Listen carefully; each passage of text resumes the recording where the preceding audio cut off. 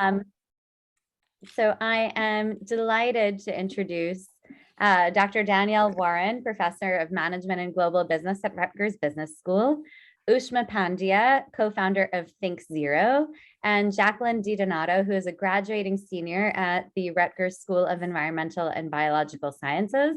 And they are going to talk about the garbage in ESG data. So with that, I will hand it over to all of you. You, Noah. Let me pull up my screen for all of you. You all can see my screen? Yes? Okay, great. Well, welcome everyone. Thank you for attending our talk, The Garbage in the ESG Data. I want to start by introducing our team. I wasn't sure if Noah was going to tell you something about our team. I call us the Inclusive Research Team. We have Ushma Pandya, who is co-founder of ThinkZero, a waste reduction and diversion advisory firm that works with businesses on meeting their waste sustainability goals.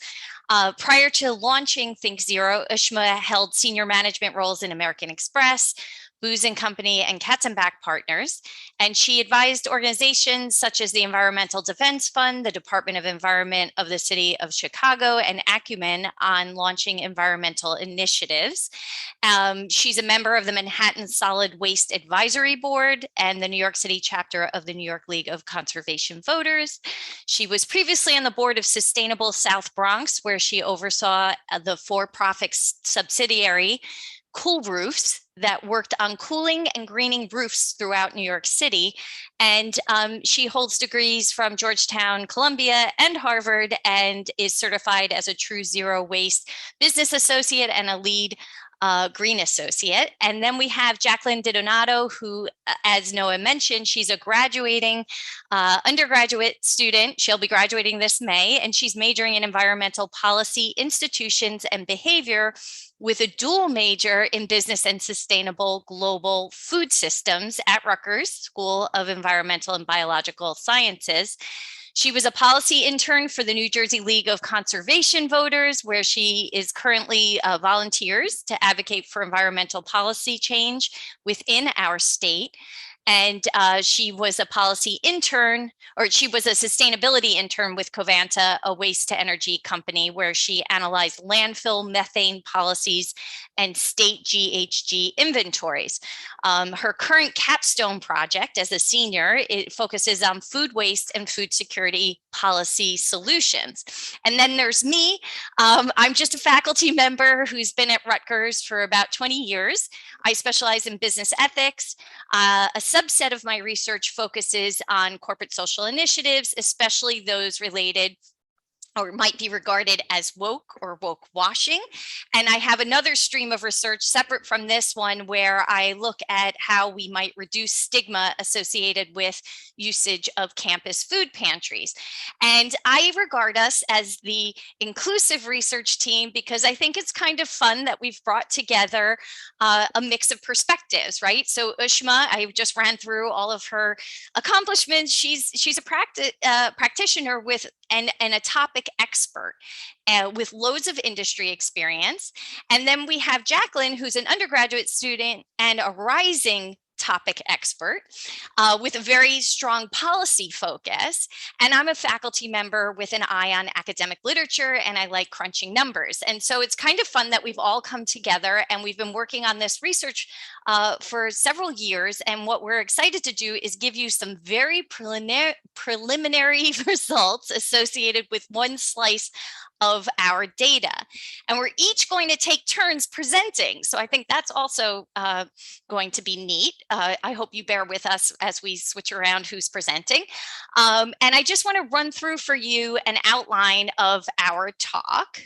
So we start with me, and I will talk about our research purpose, and then Jacqueline's going to talk about GRI and ESG reporting. Ushma is going to tell us all about waste audits, and then I will give the preliminary study results and conclude the presentation. So with that, I will give you an overview of our research purpose here. Very broadly, our research project is to, we pose these questions. How can we promote effective waste practices within firms? And a subsequent question would be, what is the value and nature of firm reporting on waste? Is this information accurate? Can we improve the quality of this information? And at this point, I want to shift the presentation to Jacqueline so she can tell you more about the nature of the reporting that corporations are currently doing. Just give me 1 second.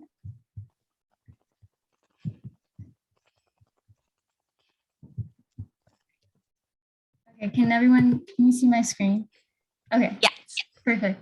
So first I'm going to talk about how companies are choosing to disclose their waste data in ESG reporting. So a lot of times companies now are looking to disclose how much waste they've been diverting from landfills, or if they have the amount of recycled content in their waste data, whether or not they have programs like composting, or if they're just trying to reduce their overall waste so that in their ESG report, they could illustrate why their greenhouse gas emissions are being lowered within the waste sector. And there's something called the Global Reporting Initiative. It's commonly known as GRI, and it's one of the most widely used ESG metrics to help businesses and guide them on ways they could properly record and manage their data so that it's more credible and accurate. And for the waste disclosure, which is GRI 306, they say that businesses should make sure they talk to the waste haulers. So those are the people that are taking away waste from buildings, that there's some kind of external assurance, whether that's a verification program to ensure that the data calculation methods for waste disclosure are credible, or they could have waste audits conducted where you're going into the bags of waste to make sure there's no contamination. So now I'm going to go into 4 different companies and how they report their waste data to illustrate the lack of consistency and how they verify and report their data and lack of standardization. So Goldman Sachs, they have a 2020 sustainability report, and for their business waste, this is just screenshots from their actual report. They said that they diverted 97% of business waste from landfill, meaning that they used alternative methods of disposal. That could have been incineration, that could have been recycling, or just any kind of reduction practices. And they don't talk about how they're utilizing any of the GRI standards, such as waste audits, or whether or not this data has been verified, or if they're doing some kind of assurance system to make sure that the data is credible. And compared to a company like a big pharmaceutical like Eli Lilly and their ESG report, they present their waste data in a very different way. They talk about recycling content rather than diverting from landfill. They mention that they send a certain percent to landfill, but they're more focused on their amount of waste efficiency. And they use something called ERM certification verification to provide limited assurance to these numbers, meaning that they'll have somebody come in and maybe speak with the person using those calculation tools for waste data. And this is very different from Goldman Sachs, who does not appear from their waste report to have a sort of verification system. And as we move along, we're going to move to Nike, which is one of the top rated ESG companies. And their waste reporting sections are more in depth. They talk about from that GRI standard, how they use waste disposal data and they speak with their waste haulers and contractors, and that they have education awareness programs at their headquarters. Or if you see that their waste is broken down from the report by recycled, composted, waste to energy, and landfill. And this is more of an extensive process that involves waste reporting and less of the verification that we saw with Eli Lilly.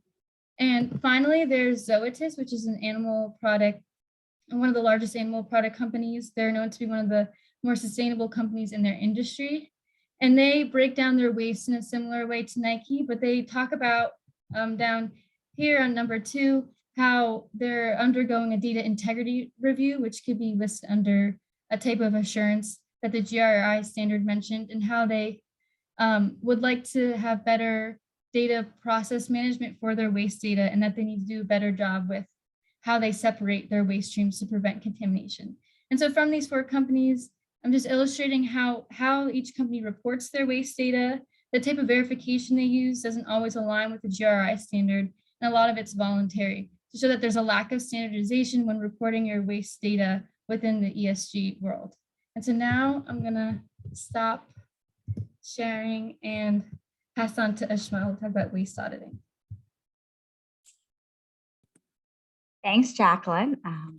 Well, I'm going to take you guys from the fancy boardroom to the garbage trucks at night in my conversation with you guys. So as Jacqueline showed, different types of metrics are put onto the ESG reports. They typically tend to be the weight of the material streams, i.e., 2,000 tons of landfill or 500 pounds of compost or e-waste. They'll often also talk about a diversion rate. And the diversion rate is how much of all of the materials that you throw away that you feel that you don't have a need for anymore is actually diverted from landfill. And those are the two main data points that are usually in these reports. And they come from the waste hauler or the waste contractor. And the waste hauler is essentially your garbage man, the person who comes at night to the building, takes all those bags of trash. If you live in New York City, those bags of trash are on the sidewalk. They take them and they put them in the trucks and they cart them away and they take them to one of a few places. They probably take them to a landfill, or they take them to a material recovery facility, or MRF if you're in the industry. And the MRF is a place where they open up the bags, they sort them, and they put them into different categories because they want to have all the aluminum cans together, all the number 2 plastic together, all the milk cartons together. But what the hauler does is takes the bags, puts them in their trucks, drives them to the MRF, and hands it off. Once that happens, they don't know what actually happens to the materials. So if a building occupant says that the bag is full of recyclables, the hauler marks it as a bag of recyclables. The material recovery facility may open up the bag and say, this ain't recyclables, but the building still gets credit as a recyclable because the person who's giving the data is the hauler. And hauler data quality really depends on what it is that the building occupant does, as well as the quality of their weight. So they have scales on their trucks, they may or may not. So maybe they'll measure what bags are done in that building or not, and then they have some estimates. So they'll look at the toters and say there's 30 bags times 200 pounds, and so that's the weight. So you can see that that data is not necessarily very standard set of data, and the data accuracy is really dependent on individual behavior. Another way, let me push it. Another way to then actually drill down and see what is in how building occupants sort their weight is to do a waste audit. And that is a very much an industry methodology. Buildings often do waste audits for LEED certifications to identify how well they are recycling and what are the opportunities to further divert their waste. Because if you don't know what is being thrown away, then it's pretty hard to figure out how to divert it. So when you do a waste audit, you open up the bags, I'm going to tell you the process. I'm going to even show you a video, and you kind of understand how well people are recycling, what are the missed opportunities, is there an opportunity to compost, and what are some other ways to reduce and divert. Here's a process for the waste audits. It's pretty standard, pretty straightforward. So when bags come down at night, there'll be a team, they'll open up the bags and they'll separate them by stream. So if it is a recycle bag, they'll open up all the recycle bags first, and they'll look in them and they'll sort. Because they'll go in there, they'll see, oh, it's a metal can, it goes in this bin. If it's a plastic, it goes in this bin, it's liquid. So they'll do all of that. And then they'll weigh the bags to figure out actually what was in the bag by material stream. We'll take lots of pictures, and then we'll write down all the weights of the bags, and we'll write a report. And I'm going to actually show you what it is that we find. If you look at this graph, which is one of many graphs that we do, you'll see on the left that based on what the tenants did in that commercial building, they're telling us that in their building, 60% of their bags, 58.4% of their bags are trash, 25.3% is cardboard, and 16.2% is recycle. On the right, we opened up the recycle bags, so the red pie chart, and we actually found of that 16.2%, another 36.5% of that 16.2% were actually not recyclables.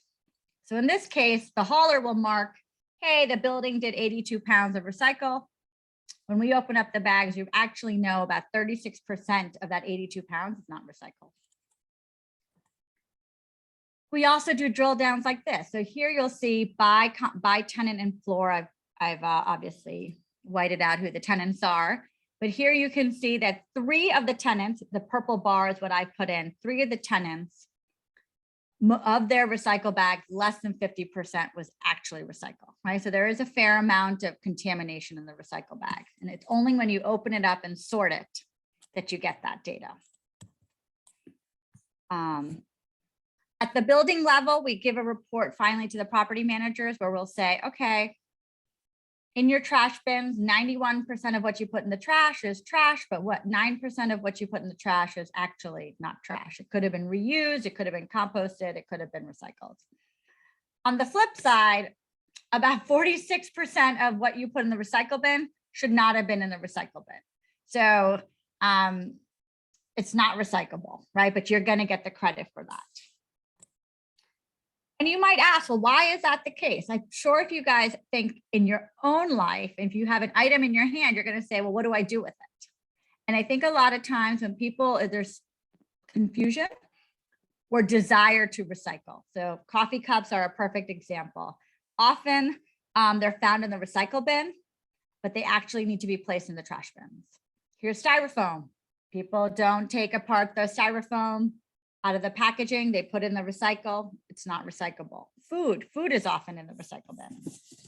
And on the flip side, I also showed you, plastic bottles and aluminum cans are often, especially in commercial buildings, are in the trash and they should be in the recycle bin. So these types of misses by the behavior at the bin then lead to inaccuracy in the data that haulers are doing because they're not actually going through the bins. This is a type of report that we would do. You know, there's lots of, we do about 30, 40 page reports with lots of charts, lots of pictures.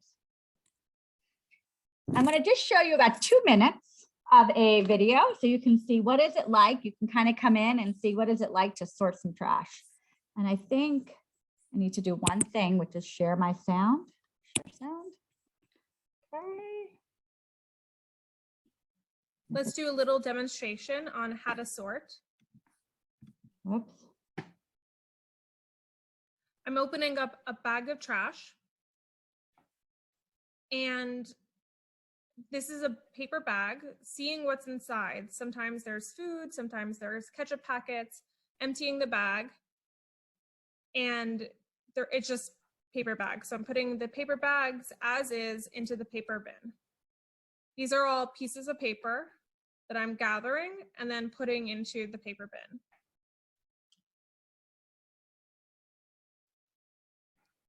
And you could see that this is one giant bag and a bunch of smaller bags inside. And that usually means that they came from desk side bins where everyone has like a trash bin next to it. That's a little cardboard container going in the paper recycle. Some more paper bags, they're going into the paper recycle. More paper. And then this is a chip bag, and I'm going to dump the contents of it into the organics bin and then put the actual soft plastic bag into the trash because it's not recyclable in most recycling programs. These are all paper towels, napkins I'm gathering. And I like to grab a bunch of the same thing at once. Just because I think it's more efficient that way. And so I took a bunch and put it in the organics bin. All right, so that's just a little taste. It's about a 5-minute video. You know, we opened up trash. So this is a desk side bin. So this was all supposed to be paper recycling. And you can see there's more than paper recycling in the desk side bin there. And then I'm going to hand it to Danielle. Hold on, I'm going to stop my share. Thank you, Ushma. This will stop. I got a message from Zoom, so I want to make sure I understood it. Let me share my screen again with you all. You all should see my screen at this point. So what I'm going to do quickly, because I know we're running low on time, is just run through some preliminary study findings for you. So the purpose of this particular study was to understand the relationship between the hauler diversion rates, which are those that are often appear in the ESG reporting, and waste audit diversion rates. And more importantly, to understand how sharing waste audit diversion data with building management may affect the accuracy of the hauler diversion data. So just to jump in here, what I'm going to be presenting are data related to 16 buildings. We have the 2019 hauler diversion rate data, and we have the 2019 waste audit diversion rate data. And what we have here, let me show you our first chart. What you'll notice is that there are these yellow bars, which indicate what the haulers report. This is their average reporting for 2019 for these different buildings.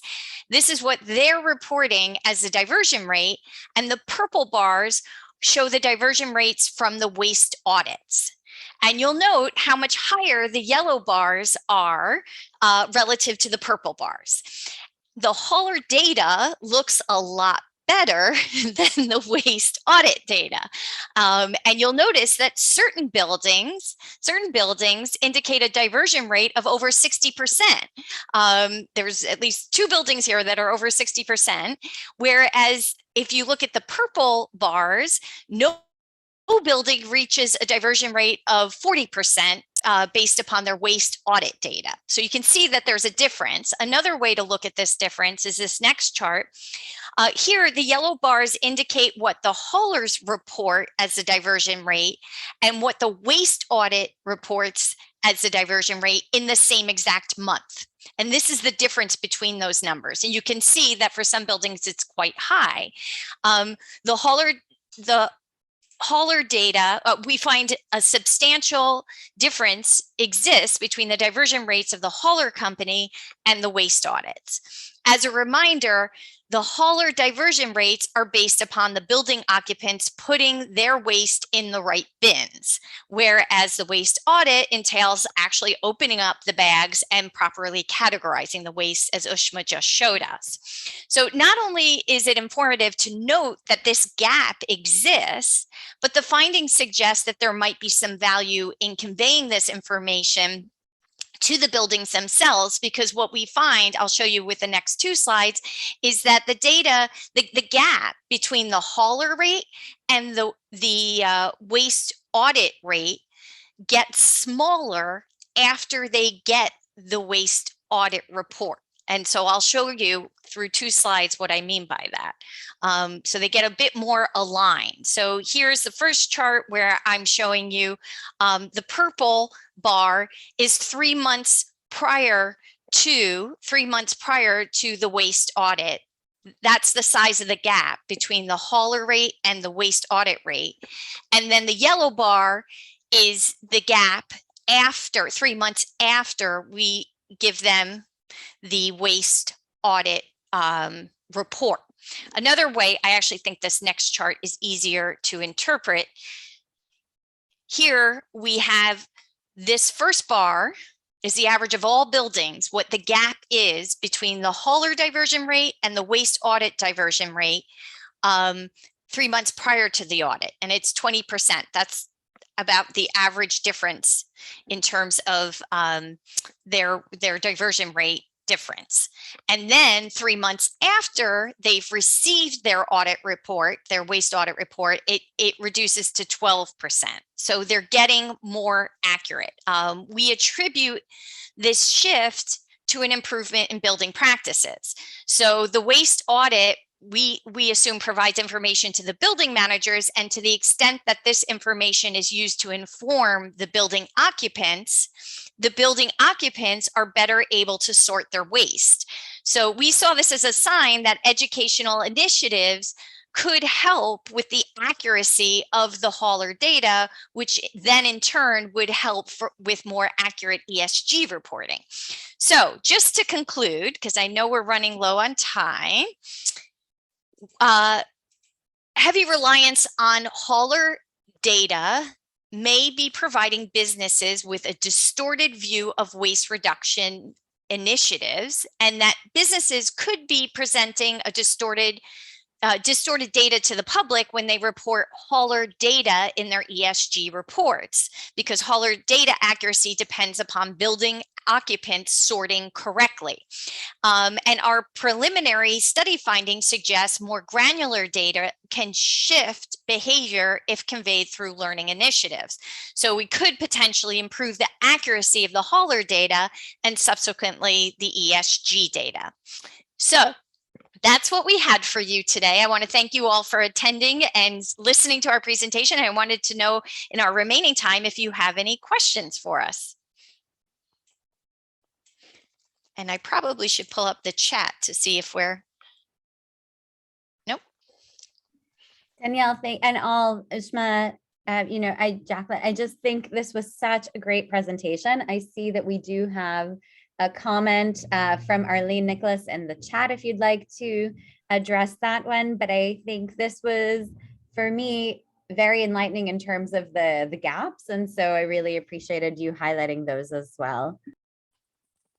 Sure. I see we have, so Ushma, are you seeing the question? Arlene says, thank you. Occupants should be fined. In Newport, Rhode Island, I often see recyclables in trash bins. Just looked up Rhode Island recycling options after seeing paper towels. Items that are not recyclable include paper towels, napkins, tissues, no plastic bags either. Many towns have banned plastic bags, should be the entire state. Yep, I think fining can be a solution. It is often done in the commercial space. I think in the residential, it is intensive to open up people's bins. What has been a good intervention is when a sticker is put on the bins, alerting the citizens on what they did, what they could improve. And that has shown an uptick in better recycling. The problem is confusion. If you're in one city one day and another city the other day, different things are accepted. And we've had, we have a separate study that is long-term on desk drops, which I think are super fun, where they put a drop, they drop a sign on someone's desk if their bin in their office is consistently not sorted properly. If Ushma, is that, yeah, that's the way you correct. We call it our oops card, and oops, you did it wrong. And it's a 50-50 on how well it's received, but the behavior does change. The behavior changes. The reception is not always great. So. We're working on some field experiments related to this, and we think it should be pretty fun. But I think we're running low on time. Is that right, Noah? That's correct. So I just want to thank you all for your time and for this great presentation. And I really appreciated the multi-perspective approach. So thank you for that. And let's move back to the closing for the day. We'll have Vice Dean Petra Chrisman from Rutgers Business School closing out this day of research. So thank you all. Thank you. We appreciate it. Thank you.